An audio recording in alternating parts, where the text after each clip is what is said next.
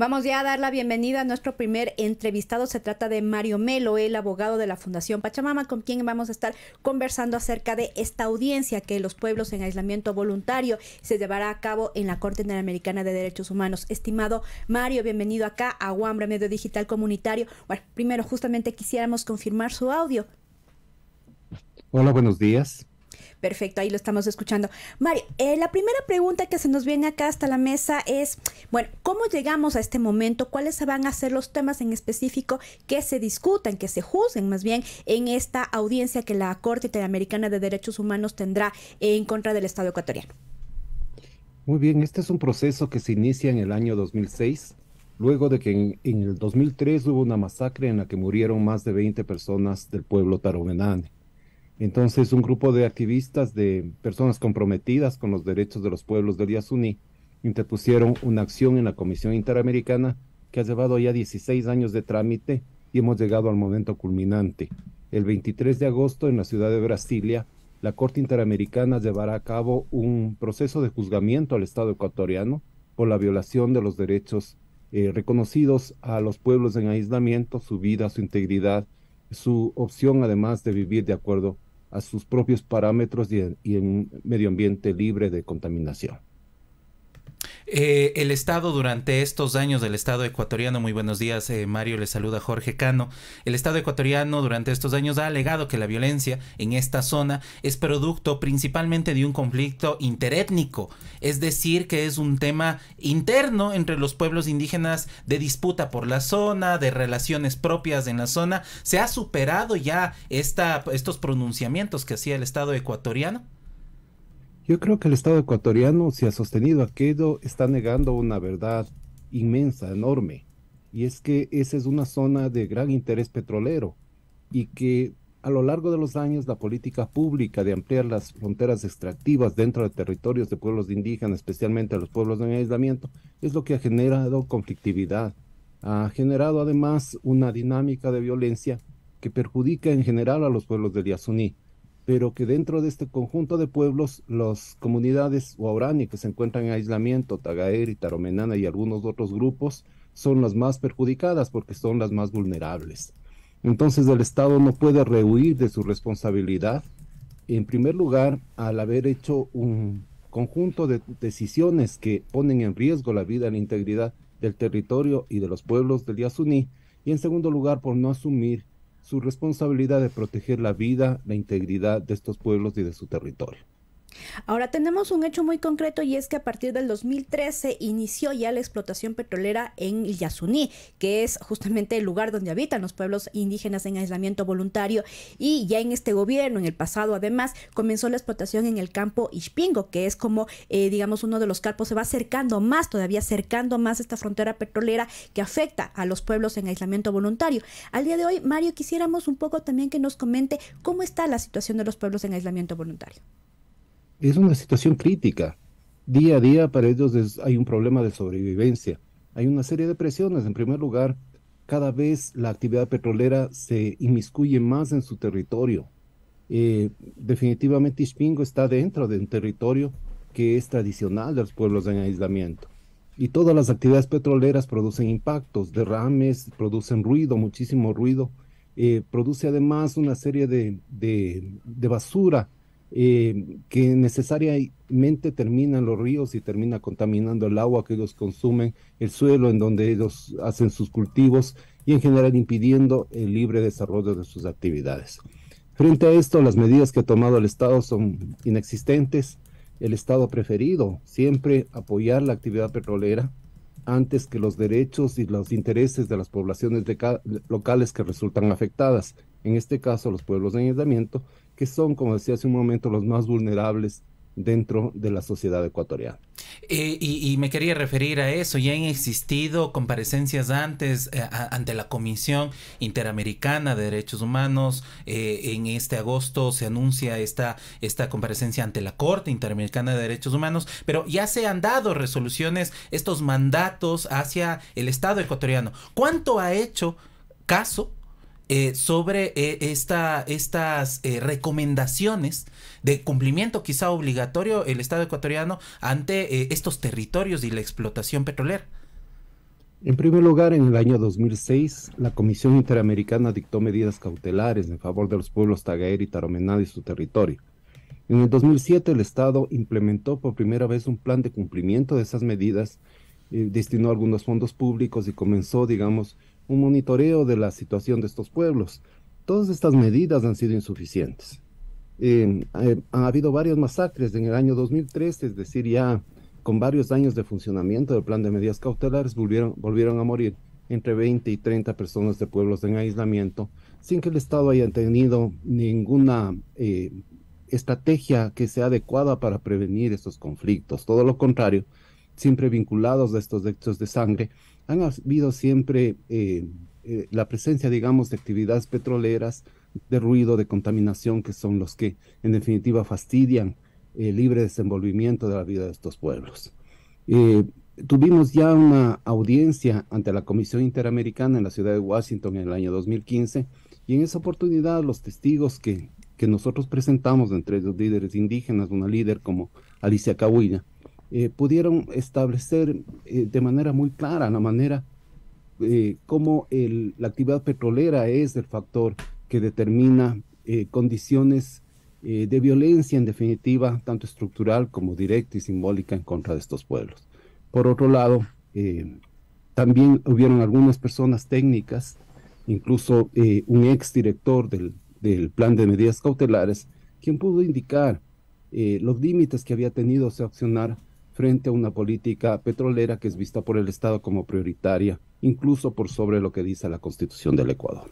Y justo, solo para, disculpa, Vero, para complementar la pregunta, recuerdo que en las acciones que daba seguimiento en la estructura del gobierno ecuatoriano se encontraba el Ministerio de Justicia. Ahora quizá las competencias la tiene la Secretaría de Derechos Humanos. ¿Cuán importante es tener una institucionalidad que garantice también el cumplimiento de estas acciones de la protección de derechos humanos y también de términos de justicia? Digo, porque un poco pasaría también por la responsabilidad de la organización del Estado ecuatoriano. ¿Cómo ve usted esto actualmente, estimado Mario, sobre cómo está la institucionalidad de justicia y el cumplimiento hacia la reparación, la vulneración sobre los derechos humanos? Mire, yo veo en primer lugar que es deficiente la actuación de los organismos del Estado que están encargados de garantizar que el Estado cumpla las responsabilidades internacionales en derechos humanos. Yo considero que la Secretaría de Derechos Humanos no ha encontrado un camino para garantizar que los derechos de los pueblos en aislamiento sean efectivamente garantizados por el Estado. Habrá funcionarios públicos que tienen un sueldo para trabajar específicamente en ese tema, pero no se ven los resultados. Todo lo contrario, se ve una enorme debilidad frente a otros intereses, como pueden ser los intereses petroleros que terminan imponiéndose. Como les decía hace un momento, desde el 2006 el Estado está obligado por unas medidas cautelares a proteger los derechos de estos pueblos, y esas medidas no se han cumplido. Igual que no se han cumplido otras sentencias en otros casos que tienen que ver con pueblos indígenas, como el caso de Sarayaku. Entonces hay una necesidad de que la sociedad civil se pronuncie y hagamos seguimiento de estas decisiones de la justicia internacional, que en definitiva no benefician solamente a los pueblos indígenas, sino benefician al conjunto de la sociedad, que queremos tener una sociedad de paz, una sociedad intercultural, donde todos y todas podamos vivir en paz, amparados por un Estado que entienda que su principal deber, de acuerdo a la Constitución, es garantizar los derechos humanos. Ahora, con esta sentencia que se espera se dé el 23 de agosto, ¿cuál sería el alcance principalmente, digamos, para los pueblos guaraní y para otros pueblos en aislamiento voluntario de la región? Bueno, en primer lugar, la sentencia vendrá, entiendo yo, algunos meses después, porque la audiencia vamos a tener el 23 de agosto, tendremos luego 2 meses para presentar nuestros alegatos finales escritos, y luego vendrá la sentencia a la Corte Interamericana. Esta sentencia va a ser extremadamente importante. En primer lugar, porque la Corte Interamericana tiene la facultad de imponer al Estado medidas de reparación que incluyan, como nosotros hemos solicitado, una declaratoria de zona de paz a esta amplia región del Yasuní, que implica la protección específica de los territorios de los pueblos en aislamiento. el respeto a los territorios que ya están titulados a nombre de la nacionalidad guaraní y también una protección reforzada en todas aquellas zonas que se han identificado como zonas de tránsito de los pueblos en aislamiento en varias regiones del Yasuní. Esto necesariamente lleva a que el Estado esté preparado para ir desmontando algunos proyectos petroleros que pudieran estar precisamente en las zonas en donde se encuentran los pueblos en aislamiento. Esto ya no es nada nuevo, ya lo dice la Constitución, ya lo dicen los instrumentos que el mismo Estado ha generado a lo largo de los años, donde hay pueblos en aislamiento, donde existen evidencias claras de su presencia, no debería haber actividad petrolera. Entonces, esperamos que la sentencia de la Corte Interamericana imponga, además con la supervisión de la comunidad internacional, esto que parece ser un principio obvio y que es la única garantía para que los pueblos en aislamiento y el pueblo guaraní y las otras comunidades que viven en el Yasuní puedan por fin vivir en paz. Quiero entender finalmente esta última parte.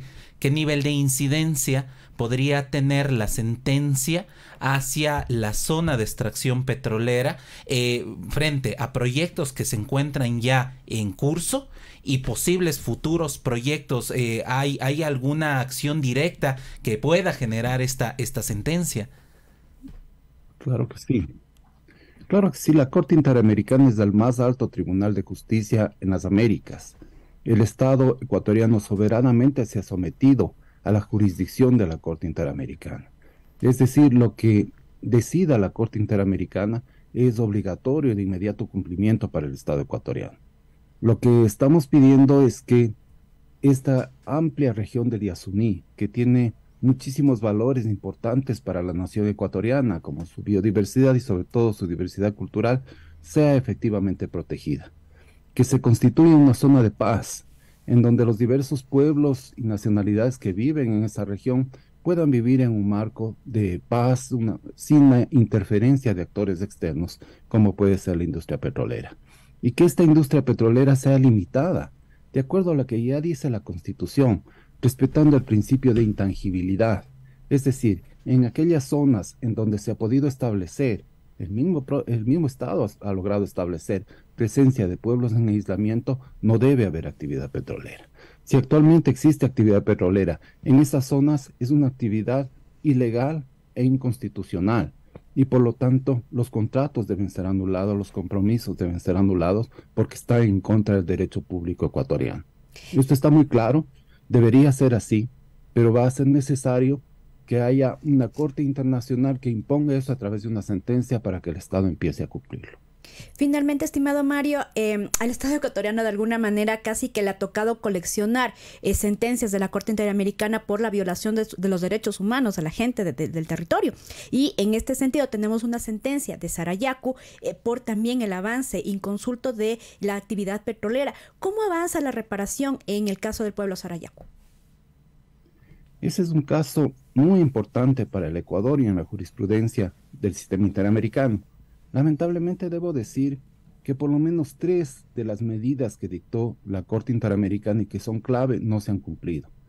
Una de ellas es el retiro de 1,5 toneladas de explosivos que dejó la empresa petrolera CGC en el territorio de Sarayaku y que llevan 20 años ahí. En ese caso también hubieron medidas cautelares y por lo tanto el Estado desde hace 20 años tiene la obligación de retirar y no lo ha hecho.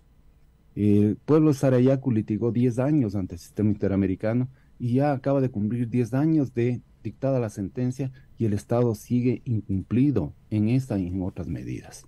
Hemos tenido que acudir, yo soy abogado de Sarayaku, hemos tenido que acudir a la Corte Constitucional con una acción por incumplimiento de la sentencia de la Corte Interamericana y estamos a la espera de una decisión de la Corte Constitucional. Eso demuestra que la lucha por los derechos de los pueblos indígenas no se agota con una sentencia nacional o internacional. Hay la necesidad de que la sociedad civil, las personas que estamos comprometidas con los derechos humanos, con la naturaleza y que queremos un Ecuador más inclusivo, más respetuoso, tenemos que hacer presión, tenemos que hacer denuncia para que el Estado se sensibilice y entienda que su deber es cumplir con lo que dice la justicia en materia de derechos humanos, por sobre cualquier interés petrolero, sobre cualquier interés político. Lo importante es la dignidad humana de los ecuatorianos y ecuatorianas que han sido amparados ya por la justicia internacional.